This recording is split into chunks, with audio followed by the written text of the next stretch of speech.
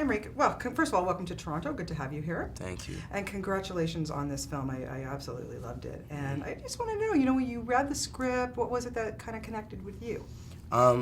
What really connected with me was that Tony is a sort of all or nothing kind of guy, and I'm very much the same way. I'm all or nothing, and he's direct, and I really like that about him. And I'm not always as direct as I want to be, but I appreciate when a person is like that, especially in a romantic relationship, because so much of it is about playing games, and it's like, let's just get out with it, let's just like get it on the table, and I think that's an admirable quality. I love Tony. I really think, I was like, boy, I would have had, if I was in Saoirse's position, I would have had a tough time, like leaving this guy. He was he wore his heart on his sleeve. He was such a good guy. Did you see him like that as well? Yeah, I did. I saw him as a good person, and I saw him as a person who wants to provide for the love of his life, and his life is about her, and that he was lost before her. And now he really understands his place in the world. Yeah. All of us, we all have immigrant stories in our families, of course. Did you have to go back? Did you talk to anybody in your family that maybe came over from another country, came to the States or anything like that? No, I don't have too many of those left. I'm a fourth-generation New Yorker, and all of my people are from New York.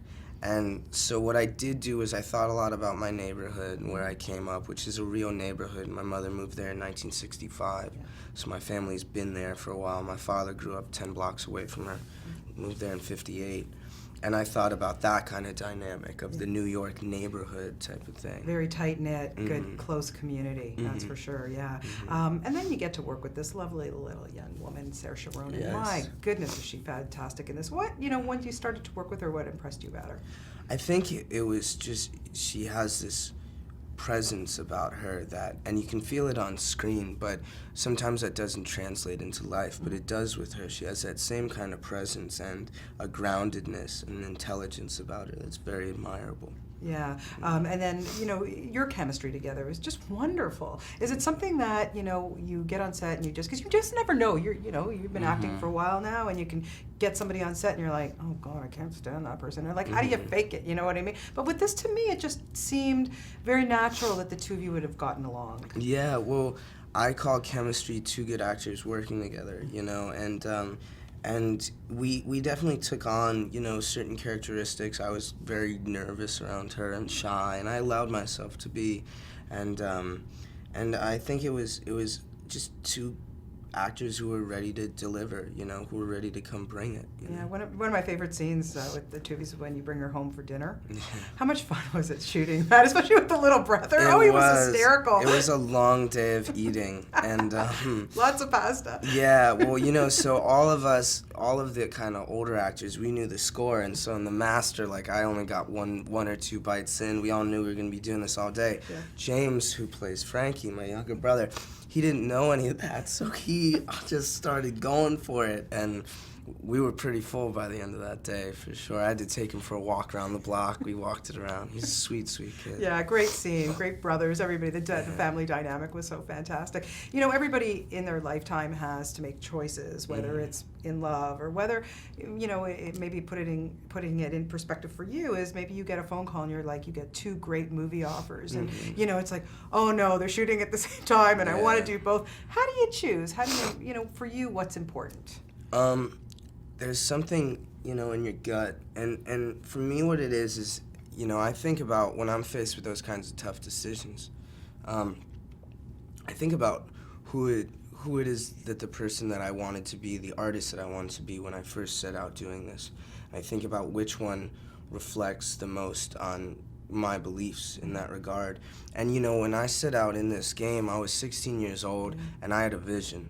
And I've been following that, and I intend to keep following that. So I really think about those kinds of things. So when did you know, or how did you know that you wanted to act for your life career? I did it in a little high school play, and then I told my dad that I wanted to act and quit playing baseball, and he sent me to the Lee Strasberg Institute immediately. And when I started learning about the craft was when I knew that there was something to strive towards, and there was a level of proficiency that could be reached through technique. and that's what really got me addicted. Yeah, and so when you're choosing your roles, I mean, you've got a lot of stuff coming up. You know, tell me just a little bit about some people that you've worked with who you kind of find as mentors, maybe, you know, or have helped you kind of grow a little bit. I think when I did a film with Mark Wahlberg called The Gambler, and it really changed me watching him, how he operates and the amount of things he does as a producer and as an actor, and it inspired me to get more involved in that kind of stuff as well. And then also I worked with Woody Harrelson, and you're just talking about just a lovely, lovely human being who's a legend in this game, and has done tons of different kinds of work, but is still just a real down-to-earth, sweet, sweet man. And so that really inspired me to, you know, not get lost in all the BS. Yeah, how do you keep your head on straight? It's not easy, I'm sure. I got my homeboys back east.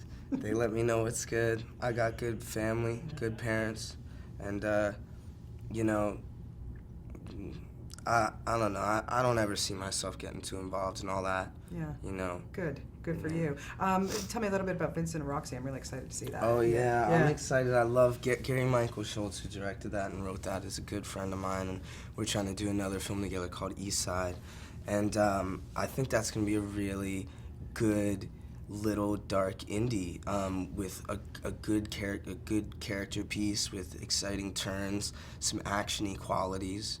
It reminds me a lot of Bonnie and Clyde. Oh, cool. Yeah. Oh, wow. Okay, I look forward to that. So if you had to move somewhere for a year, you had to kind of displace and move somewhere, any country or any city in the world, where would you, not home, not New York, somewhere else, where would you love to live for a year? Cape Town, South Africa. And why? I did a job there and I just had so much fun. Plus the dollar to rand ratio is really great. It's a beautiful, beautiful city with Table Mountain, and it's great people, nice, relaxed people. And I was there for 6 weeks, and I know I'm gonna go back at some point. I'd love to do another film. Good stuff. So anybody else you want to really work with that you're just chomping to, like, I want to work with Jack O'Connell. I want to go to work with him. He is fabulous. And then Ryan Gosling. You know, we did Pines together, but we never really worked together. But yeah, I want Gosling. Pines was here. This is where we saw you. Yeah, Yes, definitely. Well, best of luck to you, Emory. Thank You really are a fantastic actor, and I just know you. you're going to keep going really far. And I'll be talking to you for a long time, my friend. Okay. Take it easy and have a great time here. Thank you.